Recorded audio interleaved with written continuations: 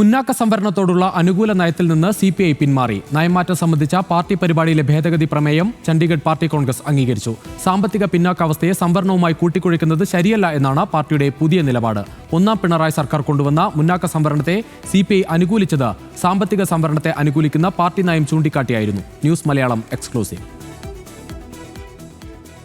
സംവരണം ദാരിദ്ര്യ നിർമ്മാർജ്ജന പദ്ധതിയല്ല, അത് സാമൂഹിക നീതിയുടെ ഭാഗമാണെന്ന ലൈനിലേക്ക് പാർട്ടി നയം പൂർണ്ണമായി മാറ്റുകയാണ് CPI. ഇതിന്റെ ഭാഗമായാണ് പാർട്ടി പരിപാടിയിലെ ഇന്ത്യൻ ജാതി വ്യവസ്ഥയെ വിശദീകരിക്കുന്ന ഭാഗം ഭേദഗതി ചെയ്തത്. മുന്നാക്കക്കാരിലെ പിന്നാക്കക്കാർക്കും സംവരണം വേണം എന്ന വാചകം പാർട്ടി പരിപാടിയിൽ നിന്ന് എടുത്തുകളഞ്ഞു.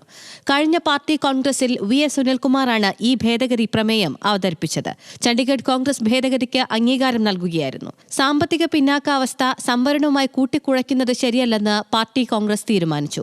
മുന്നാക്കക്കാർക്ക് സാമ്പത്തിക സംവരണം നൽകണമെന്ന നയത്തോട് ജനറൽ സെക്രട്ടറി D രാജയ്ക്കടക്കം യോജിപ്പില്ലായിരുന്നു. എന്നാൽ കാനം രാജേന്ദ്രനടക്കം നേതാക്കൾ മുന്നാക്ക സംവരണത്തെ അനുകൂലിക്കുന്ന നിലപാടാണ് നേരത്തെ എടുത്തത്. ഒന്നാം പിണറായി സർക്കാരിന്റെ മുന്നാക്ക സംവരണ തീരുമാനത്തെ CPI അനുകൂലിച്ചത് ഈ പാർട്ടി നയം പറഞ്ഞായിരുന്നു. 2019 ജനുവരിയിലാണ് കേന്ദ്ര സർക്കാർ 103-ാം ഭരണഘടനാ ഭേദഗതിയിലൂടെ മുന്നാക്ക വിഭാഗങ്ങളിലെ പിന്നാക്കക്കാർക്ക് തൊഴിൽ വിദ്യാഭ്യാസ മേഖലകളിൽ 10% സംവരണം വ്യവസ്ഥ ചെയ്തത്. 2015 പുതുച്ചേരി പാർട്ടി കോൺഗ്രസ് മുതലേ സാമ്പത്തിക സംവരണത്തിനെതിരെ പാർട്ടിക്കുള്ളിൽ ഉറച്ച അഭിപ്രായം ഉണ്ടായിരുന്നു. ഇപ്പോഴത് പാർട്ടി പരിപാടിയുടെ ഭാഗമായിരിക്കുന്നു. മുന്നാക്കക്കാരിലെ പിന്നാക്കക്കാരെ സംബന്ധിച്ച നയം പാർട്ടി പിന്നീട് തീരുമാനിക്കും. NSS ഇടതിനോട് അടുക്കുന്ന സാഹചര്യത്തിൽ CPI നയം മാറ്റം പുതിയ ചർച്ചകൾക്ക് വഴിവച്ചേക്കും. ദേശീയ അന്തർദേശീയ തലങ്ങളിൽ വന്ന മാറ്റങ്ങൾക്കനുസരിച്ച് പാർട്ടി നയപരിപാടിയിൽ സമഗ്ര മാറ്റം വേണമെന്നും CPI ചണ്ഡീഗഡ് കോൺഗ്രസ് തീരുമാനിച്ചിട്ടുണ്ട്. News desk, news Malayalam.